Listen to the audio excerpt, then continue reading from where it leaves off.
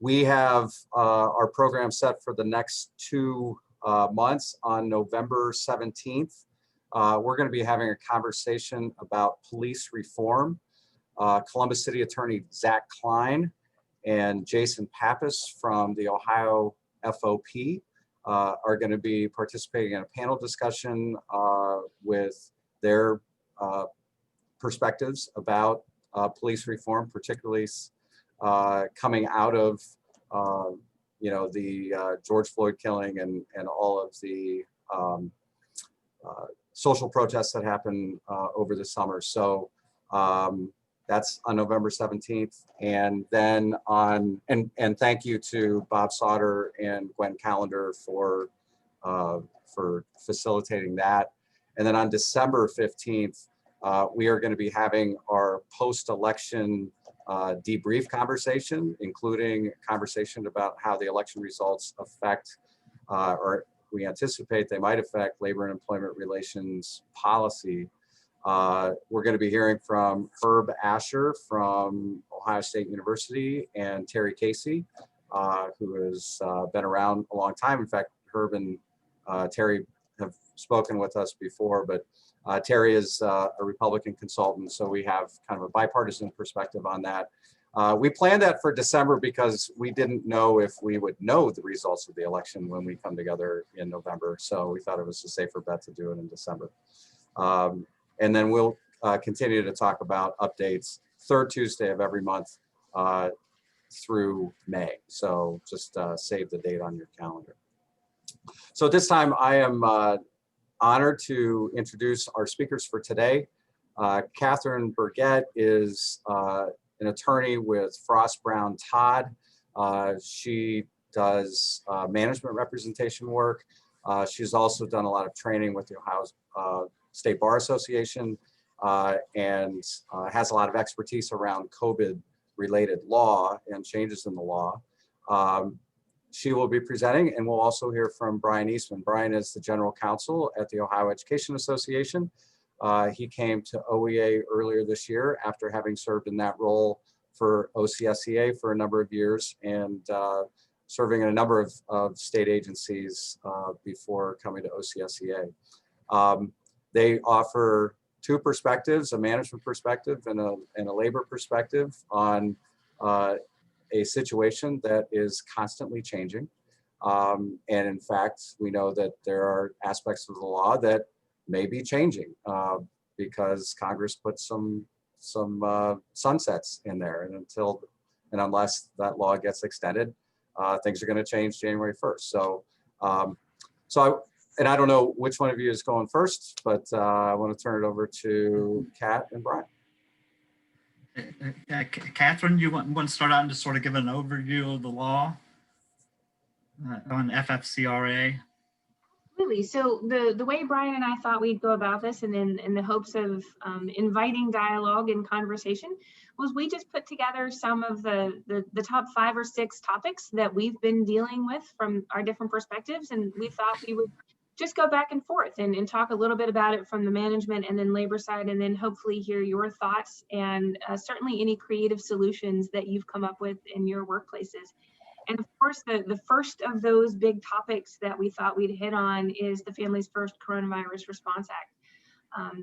The most of us who are on the call are public employers, or we fit within that sweet spot of under than 500 employees, so the FFCRA applies to us. And as you all remember from the spring and from your daily lives, that law provides expanded FMLA leave and emergency paid sick leave if you fit within one of 6 categories. The way this law has really come up a lot here in the last month or two is with back to school issues. Whether you have kiddos yourselves or your employees do, most likely, you're trying to figure out what to do with this. And we had a lot of confusion about it in late July and August, because of course, when Congress wrote the FFCRA, they talked about schools being closed, and it never occurred to us, or we were very optimistically hopeful, that we were not still going to be dealing with this when schools opened back up in the fall. And yet, here we are. So what does it mean for schools to be closed? And the Department of Labor gave us some guidance on this and said, look, if if your kids are in hybrid, right? So that's when you go to school certain days a week or certain months or weeks in a month, then any day where the child is not permitted to be in person can be an FFCRA day if an employee has leave available, right? So if they have to stay home, even if the school is open, FFCRA is going to apply.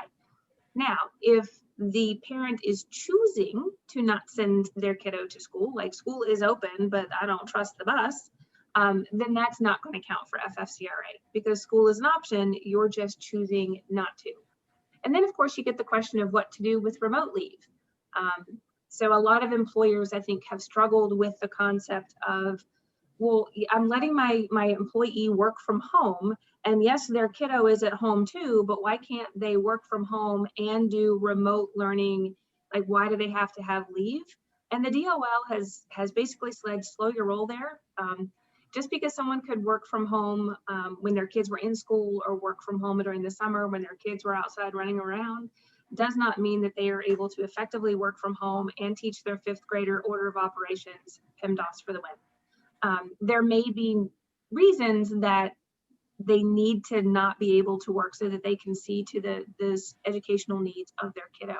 And those from the management side have been some of the biggest issues we've seen with FFCRA. Brian, what about from employee side?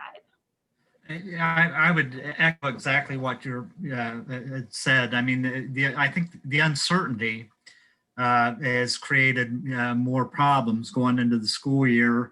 How is school going to happen? Is it going to be in person? Is it going to be online, or is it going to be remote? We're all interpreting a new law, and I would like to put out there. I think that responding to disasters in some respect, we've seen the benefits of employer labor relations. As long as everybody's talking, we're figuring these problems out collectively and together. So I think, there have been a lot of good things that have come out of it. I think, we've been under attack, the union side, since Janus was in place. And, we got groups like the Freedom Foundation coming out and trying to pick off our members one at a time. But this whole backdrop with COVID has created a situation where I think people recognize the value of unions, getting information out, helping fight and advocate. I shouldn't say in this situation fight so much, but advocate for their best interest. You have a background of a law, first of all, that is designed to keep from spreading the disease. It's good. We don't want to return to work with people that have been exposed generally, or have COVID, or they're caring for someone with COVID. And the law was set up, to help reimburse employers. So it's really been more of a logistics type of a situation. Let's figure out how this applies. By and large, and I was just checking on this morning, we've had more of our members taking advantage of the FFCRA for child care issues than actual quarantining. And we don't even really have a way to have numbers. I couldn't even begin to tell, but just from the questions and the issues we're dealing with, we know that's probably the area that we've had the most use. And and it's also challenging for employers too, because they're figuring out how are we going to try to staff things. So. Well, and then a wrinkle with that, of course, is for those of you who were paying attention. There was a court in New York, a federal court in New York, struck down a portion of the rule that the DOL put out about the FFCRA. And there was a lot of speculation, what will the Department of Labor do? And they finally answered that question on September the 11th by releasing a revised rule, right? And they said, they took issue with some of what the court in New York did. So the court in New York had complained about the FFCRA rules version of work availability. You'll recall that when this came out, there was a lot of talk about, look, if the business is shut down, if the entity is shut down because of a government shutdown, you don't get FFCRA leave. And the court didn't like that. And the Department of Labor said, but wait a minute, it's not leave unless you have something to take leave from. I mean, if it's already closed, you don't need leave. And so they refused to change that piece. They did change some other pieces though. For example, the definition of a healthcare provider. When the rule was first drafted, the definition of a healthcare provider, someone who could be excluded from the FFCRA leave entitlements, was written so broadly, it encompassed like janitorial staff and the lawns care people. I mean, it was so broad. And the DOL narrowed that down so that it really is healthcare providers or people who are integrated into patient care, right? They made that narrower. The rule also had some perhaps not wise rules about when documentation had to be provided. And in some cases saying you had to have documentation before the need for leave. And of course the court said, well, how will you know you need the leave before you get the COVID? And the DOL said, well, yeah, that makes some sense. And reversed that for some instances and said, look, for planned reasons, childcare, you should know in advance. But if it's for healthcare stuff and it springs up, then you need to give that documentation and notice as soon as practical. And then finally, the court in New York had taken issue with the DOL's limitation on intermittent leave. You all remember that before you can use the expanded FMLA leave, intermittent leave, have to have permission of both the employer and the employee. And the DOL didn't like that, or the court didn't like that. And the Department of Labor said, look, here's why we did it. One, if someone has COVID, you don't want them taking leave intermittently, you should just stay home. And for childcare, we just believe that this is something that falls down on the balance for employers in helping them, like you said, Brian, with the scheduling. So if folks haven't gone back and dug into maybe their COVID policies and procedures since that the revised rule came out on 9/11, it may be worth doing that because things did change a little bit. I would, too, I think some of the issues that we've seen come up too are those situations where if you're able to telework from home, you're helping a family member, but, can you telework? And, it gets to be sort of a gray area in there. We've also had questions, because you get reimbursed. I've seen some issues where say a teacher was not able to work in the room, but they had a ability to telework, and the employer came out initially saying, well, we want you to take the FFCRA, but continue to work. And what was happening is they were backfilling the position at an extra cost, or they were having an aide in the classroom at an extra cost. But the long and short of it is, if you're working, you're working. And yeah, we'll talk about that a little bit more later.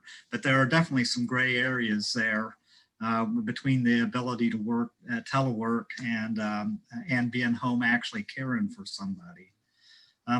Enforcement, I have not really seen any enforcement issues, but enforcement, and maybe Catherine has, but enforcement comes from the Wage and Hour Division of the Department of Labor. By and large, what we've found is conversational, get things back on track. Sharing information, here's something we found in the law. The Department of Labor has actually done a pretty good job providing information. Just takes a little bit of searching to get to it. And I'm actually anxious, Catherine, to hear about the enforcement issues you've run into. I don't know issues. I think it's probably enforcement expectations, and that the DOL gave us a grace period in the beginning of April and told everybody to get their ducks in a row. And for folks who were let their ducks swimming around, the DOL is rounding up those ducks. We are seeing a number of enforcement actions, and they are taking the shape of the Department of Labor responding to a complaint from employees by and large, or they're discovering issues when they are doing other audits. So if they're doing an FMLA audit or they're doing a wage and hour audit, then they're finding these FFCRA issues.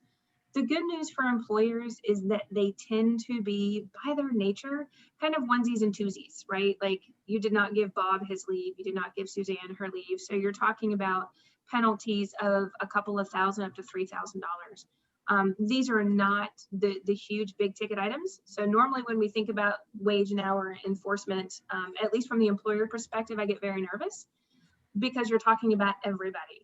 But because we're necessarily talking about a subset of people, right? People who have been impacted by COVID directly, it tends to be much smaller and it's easier to get it fixed. I think there is some expectation from the Department of Labor investigators I've spoken to that that could broaden because so many more employees are being impacted with COVID because of school, right? Whether you're in hybrid or remote or virtual, or it's quickly, going back and forth between the three. So many people are being impacted by that the DOL is expecting to see some of those broader enforcement. But to this point, it's been fairly friendly. I mean, if you've ever gone through a wage and hour audit, they don't feel friendly usually, a bit like a colonoscopy, in my opinion. Yeah. But these have felt pretty friendly. And I think it's in large part because the investigators recognized that this was a law that was quite literally written overnight, that the regulations were written within weeks and then have been changed a number of times since. So they recognize that most employers are trying to get it right, but when you're just figuring out the application of it. For example, I had the question recently, someone is on FMLA leave right now because they need to care for an ill family member and their employment is in person. They can't be in person and be at home too, but if suddenly they were to go remote, they could care for the ill person at home and work. So you can roll in and off of FMLA that way, which is just not something we've thought about before, right? Normally, if you're on continuous leave FMLA, you stay there until it ends. But this is something you can roll in or off. So it's just the devil is in the details of the application of this, which tends to lead to those enforcement issues. Yeah. I think things will get a little bit interesting too as the law expires. Again, I think we were, hoping that things would be back in order by the time school started. And, now the numbers, unfortunately, are as highest we've seen. And so I think, we're all going to be sitting here waiting to see, is there going to be a replacement or an extension or what, alternatives do we have?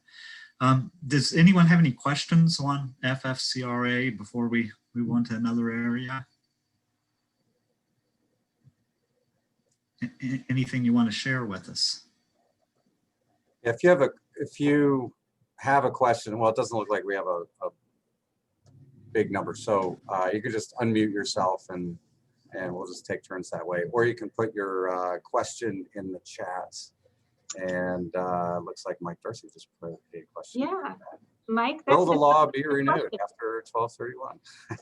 Yeah, $1 million question, Mike. Will it be renewed after 12/31? And my guess is ask me again on November the 4th, or as soon after November the 4th, as we know who is going to be sitting in the White House. And I think that's going to tell us a lot.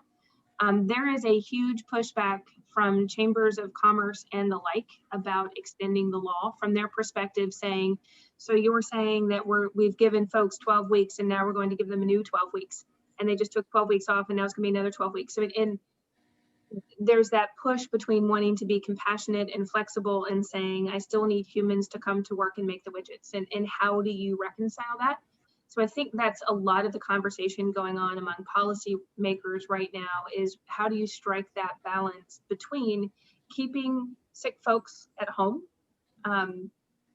and allowing folks to take care of their family and their kiddos while still having businesses run and operate. And I don't know that it's going to take the exact form as the FFCRA or if it's going to be tweaked. And that's what I'm hearing from the sort of management side policymakers. Brian, have you heard other things?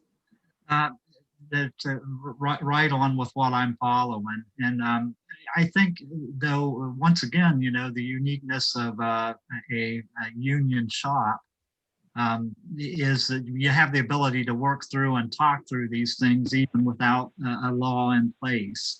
And I think, Catherine, when you said, the incentive is that, to not have sick employees coming to work, that's a benefit to everybody. Because nothing could shut down your operation quicker than having a mass quarantine in one of your divisions or sections. So I think, regardless of whether, we see a change in the law, what I'm hopeful is there's going to be dialogue going on how do we bridge the gap. And, fortunately, with public sector, leave benefits tend to be, a lot better than in non-union shops. So I think, we'll be able to work through it. Agreed. And of course, one of the other things, and it dovetails nicely, and I should ask other questions about FFCRA before we dovetail into the next thing. I don't want to prematurely move on.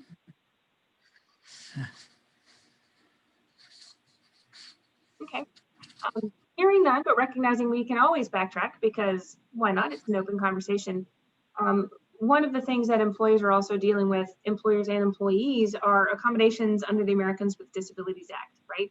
So we know that employers are required to give reasonable accommodations that would assist employees performing the essential functions of the job. And I can't count as high as the number of reasonable accommodation requests that I have seen come across my desk in recent months.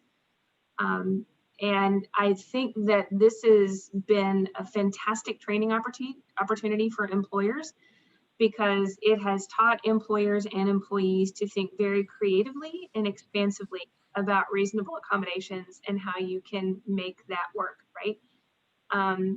So first, we get a lot of accommodation requests, not just for employees, but for our employee family members. That's not covered by the ADA, right? So we're talking about reasonable accommodations for your own disability, not a disability of a family member. That could be something that's covered under the FMLA. But sometimes these accommodation requests could be, we need to give you some additional PPE. We need to give you your own office. We need to give you a staggered shift. We need to have some telework, some in-person work.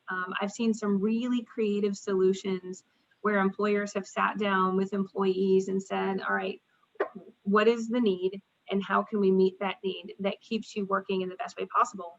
And then of course, if there's no accommodation available, then can we offer leave? And that gets really tricky, because the hallmark of a reasonable accommodation is that the leave would enable the employee to return to work. And so when employers have been getting leave requests for, I want to stay home and not work until COVID is over, I don't know when that's going to be. And that's very hard for employers to evaluate, right? That's just sort of this open-ended leave request. So how can you do it instead? And so I think a lot of employers have been putting time limits on leave requests, and even non-leave requests. One of the things that the EEOC has said when it comes to accommodations is it is okay to do something temporarily. And we used to think about it as, this is an accommodation, and if I give it to you, I'm going to give it to you forever. And the EEOC has said, look, we get it, right? Global pandemic. Feel free to do this on a temporary basis, and feel free that if you need to waive an essential function on a temporary basis. And then you can check back in and see how it's working. Like, let's do this for 3 months and check back in, which has given that sort of flexibility and creativity, which is pretty remarkable. Brian, what have you seen? We've seen a definite, I guess, first of all, let me backtrack. We're not really on the same plane as the employer from the labor point of view because of confidentiality issues.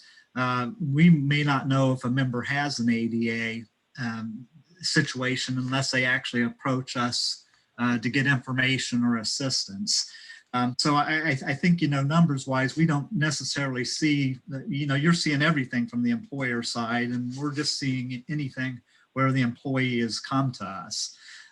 Now, we offer our members through membership an attorney if you need to negotiate an ADA request with the employer.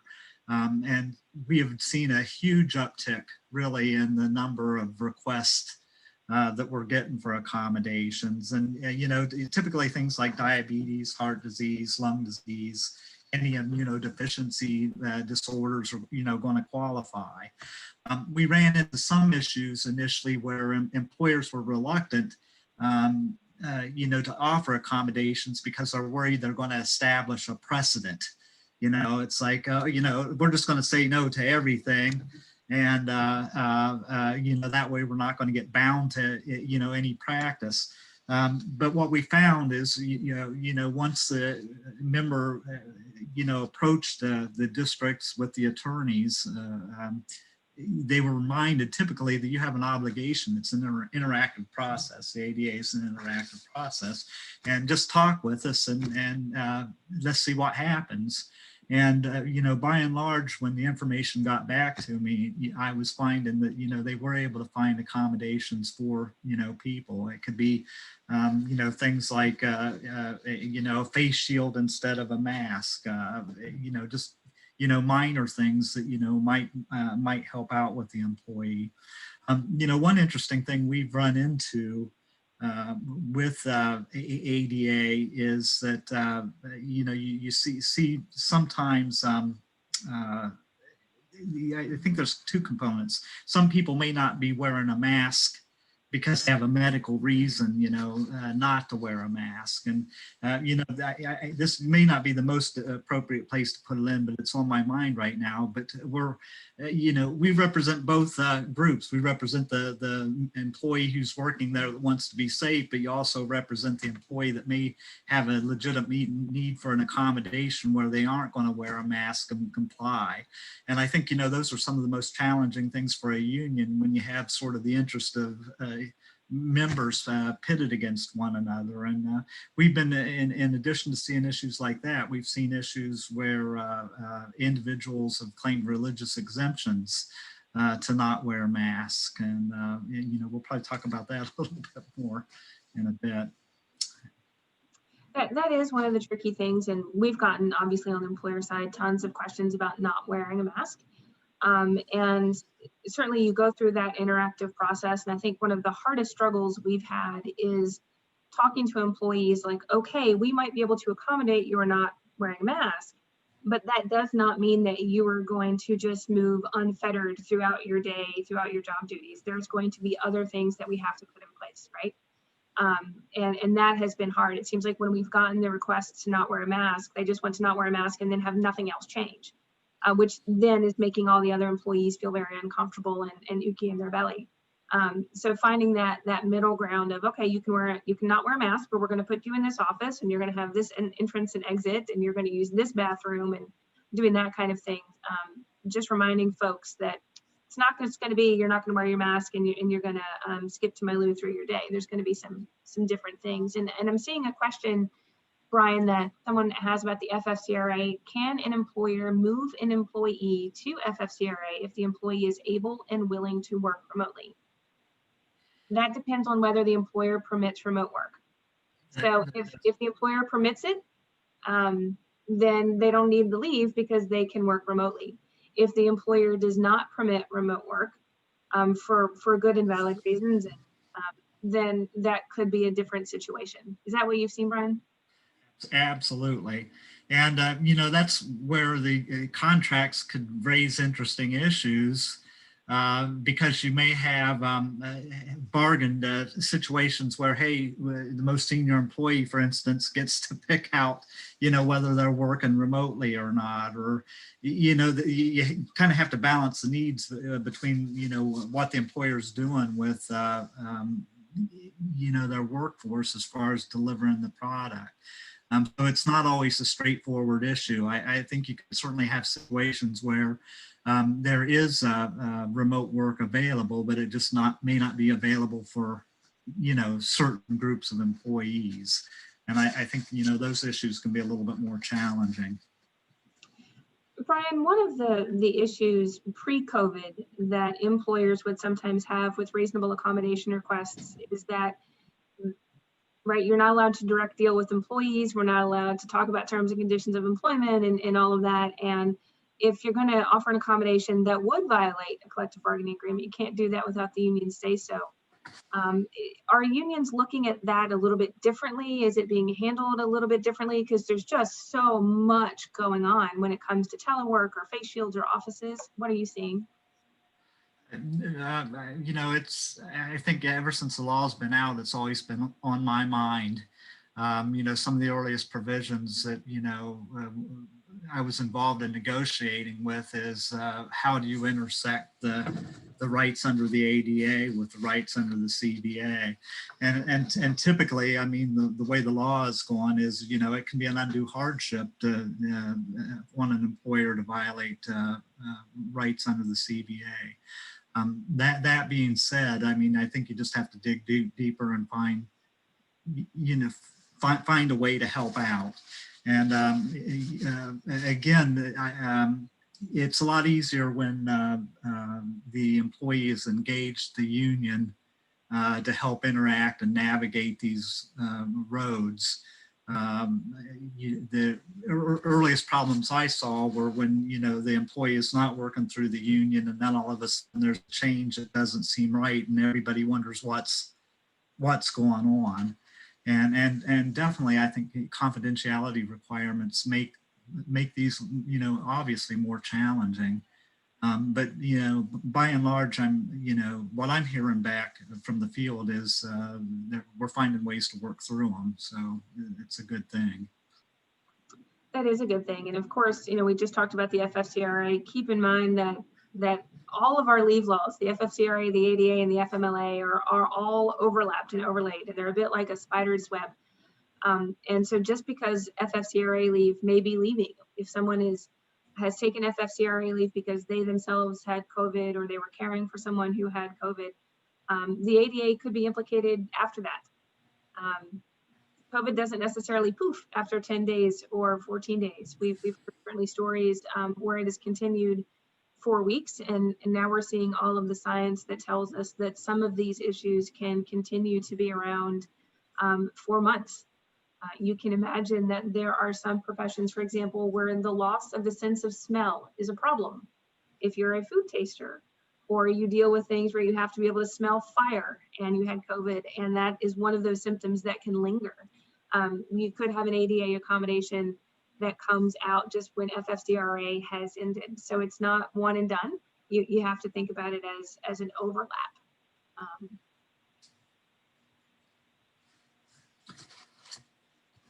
And then other questions about ADA before we sort of move on to our next topic? And then I don't know, Brian, if you're seeing the question from Scott, if you want to leap off of that one. What I could do, Scott, is promise you we're going to hit on that a little bit down the road here, because it does play a factor in whether you have a duty to bargain or not. And then there are some special provisions, safety provisions that we'll hit up on at the very end.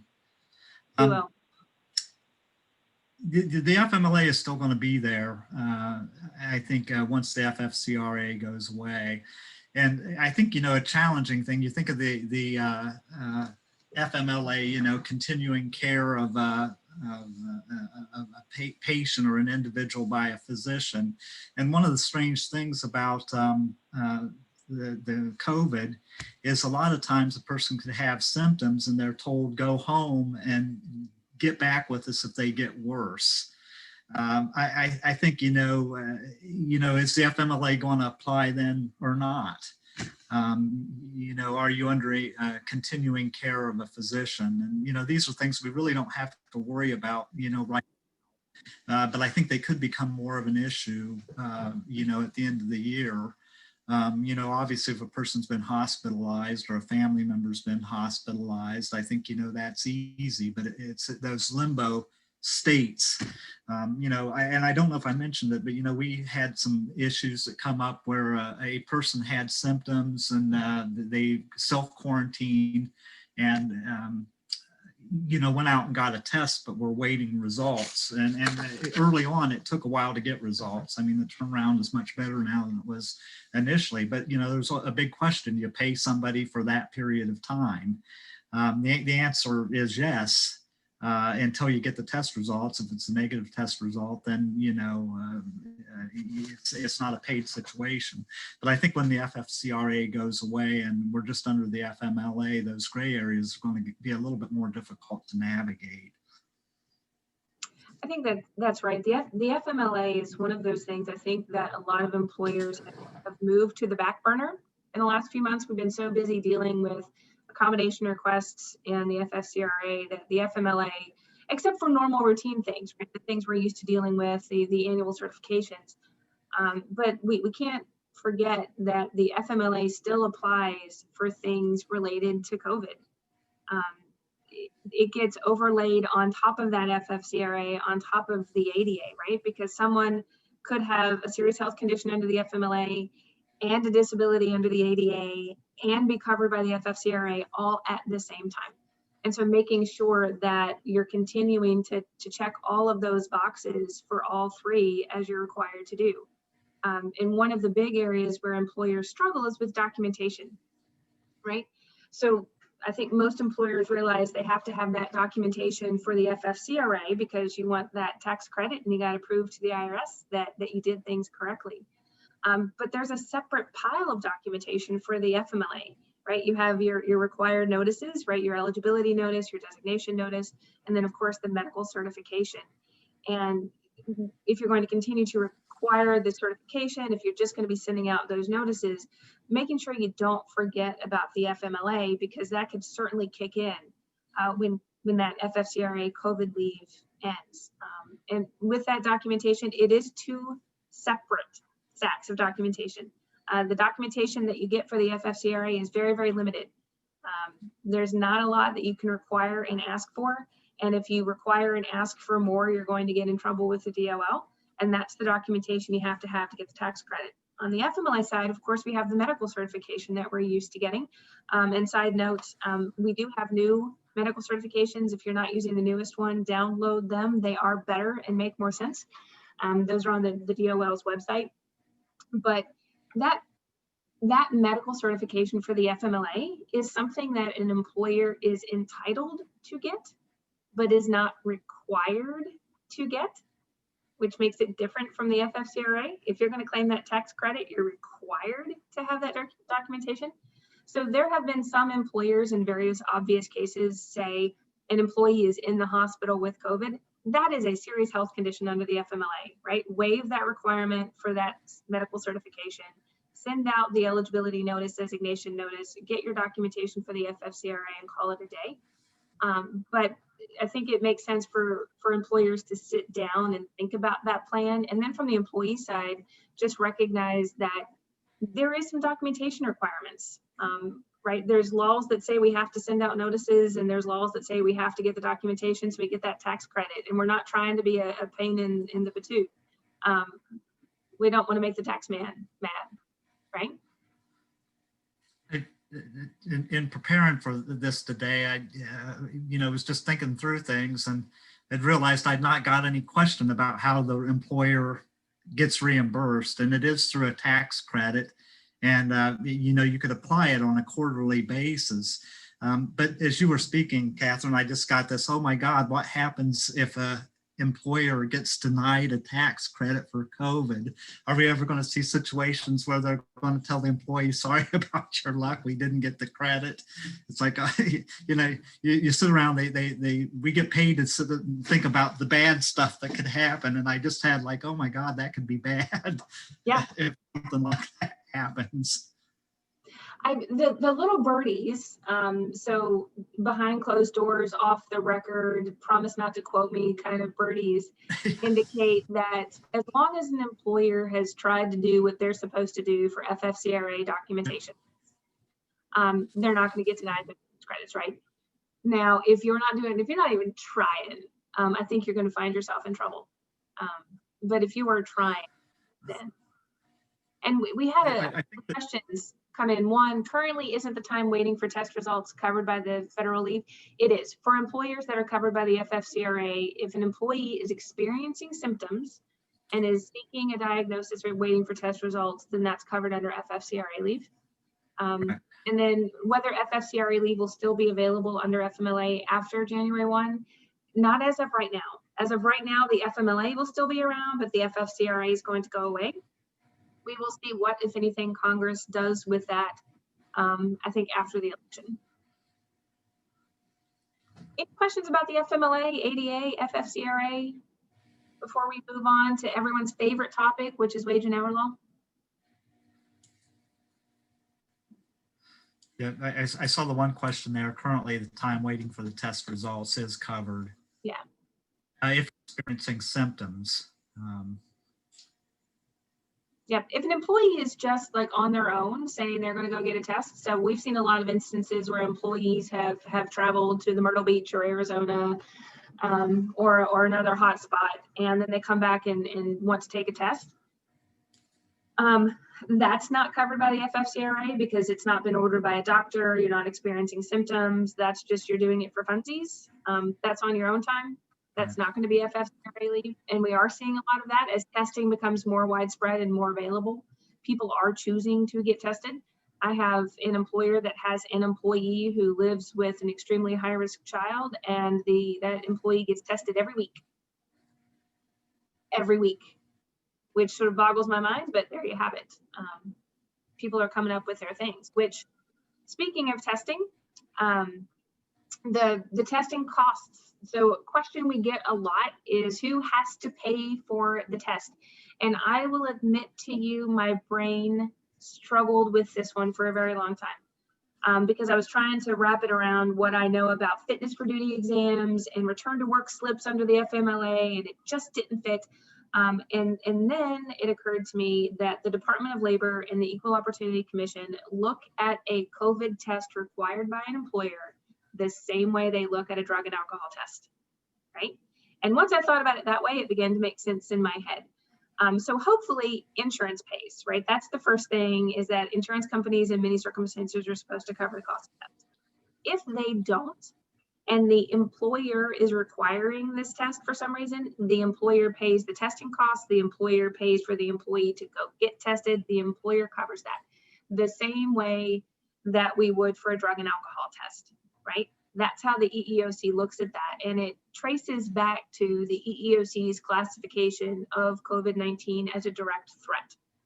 So if an employer is forcing an employee to get a test because of a direct threat, then the employer covers it. So once I sort of put that in my mind as it's a required drug and alcohol test, it's a direct threat test, it made more sense that the employer is going to cover those testing costs and the cost to drive to the testing center and come back and all of that, if that makes sense. And I don't know, Brian, if you've seen other employers do other things with that. I have not run into that as an issue yet. You know, although I'm aware of it, and obviously we're going to take the position if it's required, it's time worked. You know, I think that's easy. I think, you know, the testing cost, you know, get to be a little bit more nuanced in that testing is really covered to a large degree by health insurance. And I think, you know, for most public employers that have health insurance, you know, they're going to be able to get it that way and it's going to be a non-issue. But, you know, if the coverage is not there, then the employer's got to pick it up. Yeah. A couple of big wage and hour issues. So, of course, you all will recall that the Fair Labor Standard Act was enacted in 1938, and that was a few years ago. And the way we worked in 1938 looks just slightly different, a little bit, than the way we're all working right now. And so we're trying to shoehorn these laws into a time period where it truly doesn't work, which has led to some growing pains. And one of those issues is, of course, employers are required to track hours worked and then pay for the hours worked, which is very easy when the people come to the office and they punch a time clock and they go to their office and you can walk around and see them. But when people are at home in their work jammies, how do you know if they're working or not? Much harder. And the Department of Labor issued a field assistance bulletin in August that says employers are supposed to exercise reasonable diligence to find out whether employees are working and then pay for those hours. And reasonable diligence is defined as the employer has a process by which employees can report unscheduled work time, right? Saying, hey, you know, I ended up working for an extra 2 hours from 8 to 10 last night. The employer has to have a policy and actively not prohibit employees from using that process, right? We're supposed to say, hey, no, please tell me all the hours that you work. And then have a policy that if the employee fails to use the process, we don't have to investigate any further. So it sets up a system that employers just have to have a policy and communicate and train employees on it. Tell us if you work extra hours. We will pay for the extra hours. You're not going to be penalized for using this process. And if you have that, you don't have to investigate any further, right? You don't have to start monitoring everyone's keystrokes or randomly calling them to make sure they're working at 8, that you can trust their time clocks and their reporting system, which is helpful. because I think there was some concern about how you were going to monitor when and how folks were working from home. Of course, recognizing that notwithstanding that, if you had reason to know that employees were working, when you were getting emails from people at 10 p.m. or 4 a.m. or they were calling you at 9 p.m., you knew they were working and you should be paying for that. But following that makes it nice and easy. And I don't know, Brian, if you've seen any issues with tracking hours with remote work. Well, I think, you know, the COVID has accelerated the pace. I think this is something under the Fair Labor Standards Act we've seen gradually coming, you know, for some time. And employees working from home. And I, you know, prior to COVID, you know, I was aware of a number of cases where employees had used email time signatures and things like that to verify their working. You know, so the issues have been out there, and I think, you know, with the changes with the phone technology, you know, we've been having these issues that were being discussed for a number of years now, but, you know, I think COVID has just really accelerated them.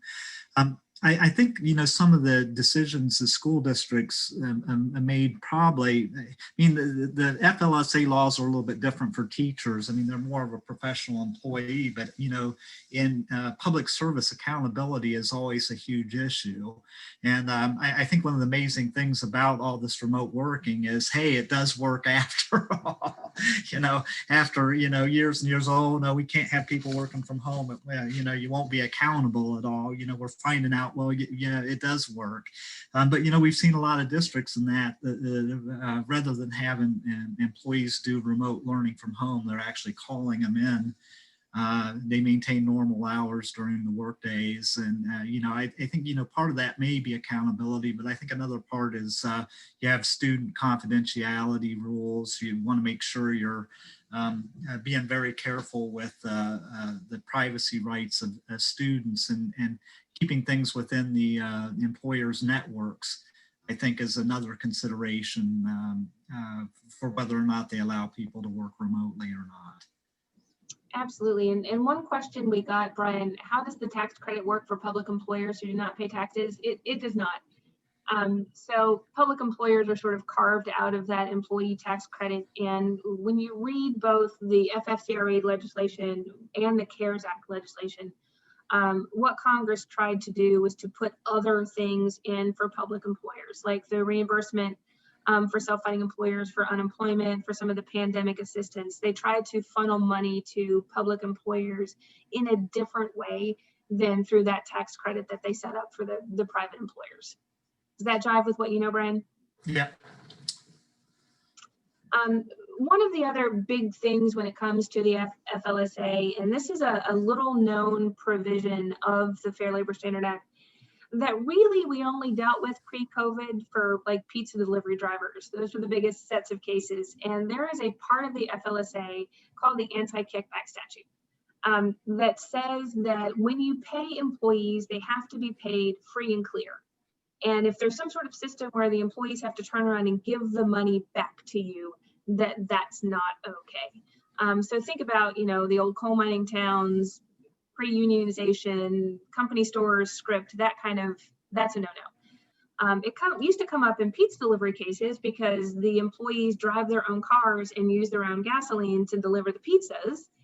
And if that takes an employee below what they are required to be paid for minimum wage and overtime, you're in violation of the law. It is coming up now in COVID because we're working from home, which means I'm using my own electricity and I'm using my own cell phone and I'm using my own ink and my own paper and my own pens and my own notebooks and all of my own stuff. And if you have an hourly employee who is doing that and the cost of all of that stuff takes them below minimum wage or makes them not get the overtime they're required to, you're violating the FLSA. So employers are having to look at their reimbursement policies to figure out, are we reimbursing employees for a reasonable cost? And it's almost impossible to do, right? Like how much electricity did you use? How much of your cell phone bill did you really apply to this, right? It's hard. So what a lot of employers have done is come up with some sort of a flat rate reimbursement figure to make sure that employees are being compensated for the use of their own stuff so that they're not falling below that threshold. It's just not something we've had to think about before. But it's something that's certainly on the radar now, and we've seen a lot of consternation about. Brian, have you seen that come up at all?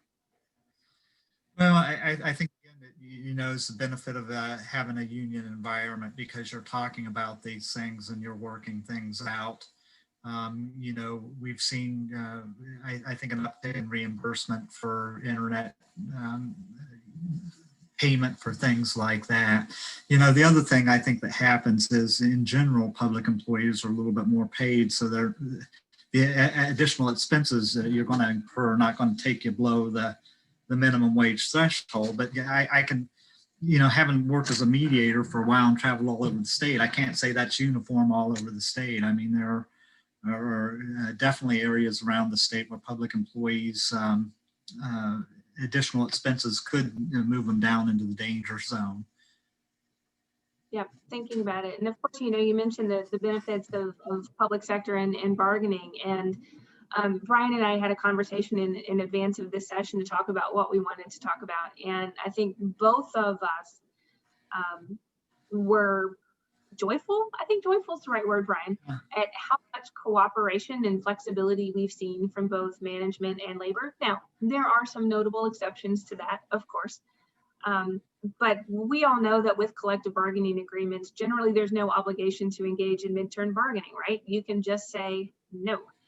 And a lot of what either unions have needed or management have needed as we've moved through this pandemic would be changes to the contract, changes to past practices.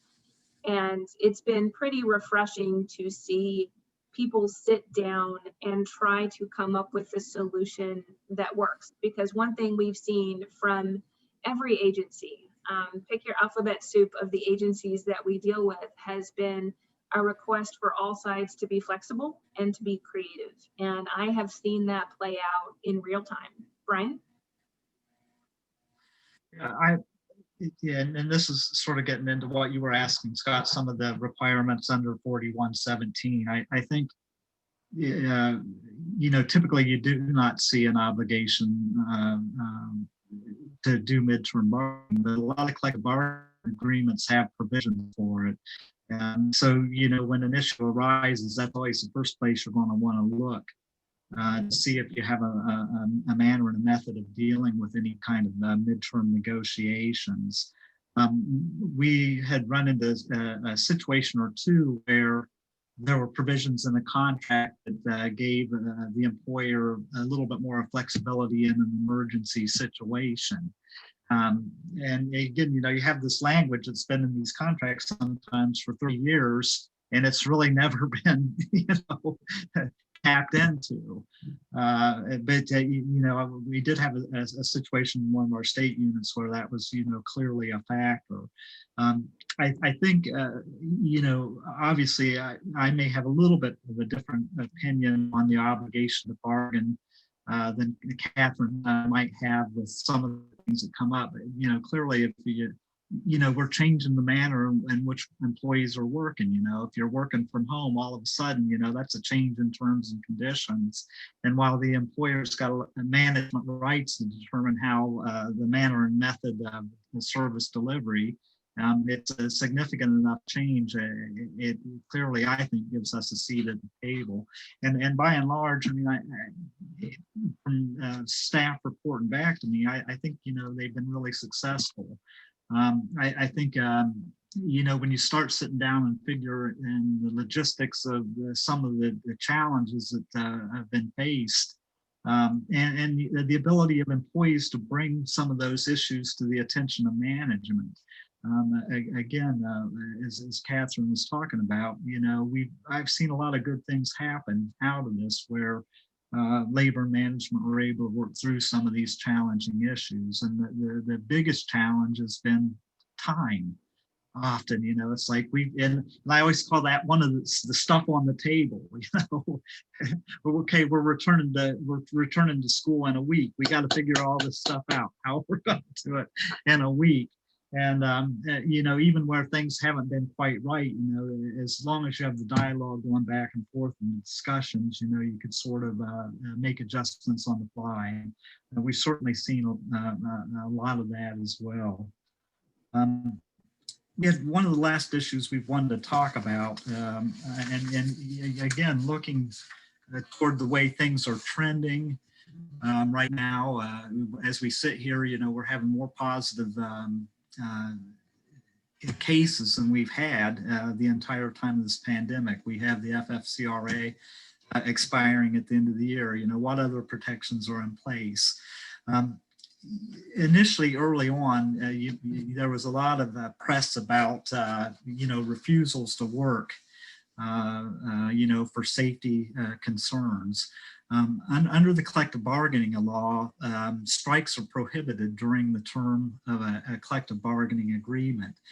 However, if you look at the Ohio Revised Code 41-1701H, it provides strike does not include any stoppage of work by employees in good faith because of dangerous or unhealthful working conditions at the place of employment that are abnormal to the place of employment. Boy, we've got a lot of questions about this. In some states, you would hear talk of, statewide strikes. We have no 30 some years of the law, we have no decisions interpreting these provisions of the Ohio Revised Code. But I think, the key word that you focus in on is good faith. Strike does not include the stoppage of work by employees in good faith because of dangerous or unhealthful working conditions. And there are plenty of things out there that talk about good faith in negotiations. And I think as a guideline, you have to think of all those things as being applicable here. The goal is really to try to work together in good faith to problem solve. I think you use the data of what's going on. I think I've advised that, you have to really be cautious about these provisions. There are no strikes during the term of a collective bargaining agreement, but then again, it is not a strike if it's for health and safety reasons. Some of the things that we've talked about, in that respect is, you really have to use data. We got a code system in place. Obviously, when things are red, there's a level of concern. We haven't seen any counties go to purple yet. But I think of this law maybe applying more as an imminent threat or imminent danger type of a situation. And if you see a spike in a building, it may not be, it may not be district wide, it may be one building or one area where you have a spike. I think there is the potential that you could have these situations arise. What I'm hopeful about, though, is, the employer is equally concerned about these as labor. And what I'm hopeful is if these situations do come up, there's going to be dialogue going on, or maybe the employer is going to say, well, we need to shut down and go virtual for a little bit, and it'll become a non-issue when it arises. I don't know that. And, it's we advise a lot of times good faith, because things are ever evolving and changing. It doesn't happen at the 11th hour. You have to be monitoring these things all along. You have to be engaging your employees to find out what their concerns are. You have to bring to the attention of the employer situations where you think they're not complying with CDC guidelines or recommendations by the Department of Health. And as a union, we think it's our job really to document these things in case the situation arises. One of the things that I've had a fear about is, you always think of concerted action, the union directing, we're going to do this or we're going to do that. But concerted activity is really broader than that. You can have concerted activity in the private sector in a place that doesn't have a union in place. You have laws under 4117 that allow individuals to act without the intervention of the union. And, I've looked at some of the federal laws, and you can clearly have situations where you have small groups of employees saying, look, it's not safe, I'm not going to do this. And, we represent these people while we might not, agree that the situations is dire. What I want to see is, the documentation and the interaction. So we've laid the groundwork. If that happens, we're in the best position we can be to advocate for our members. I don't know if you thought about this as much as I have. No one has thought about this as much as you have, Brian. That's not. Yeah. I think you covered it. And it looks like we have about 3 minutes left. If anyone has questions that we didn't answer, thoughts that are for the good of the order, anything as such? I wanted to add something in there too that you might not realize, but there are a couple of executive orders that deal with unemployment, and one of them I think is kind of interesting, and I learned about this from a friend of mine who's an unemployment hearing officer.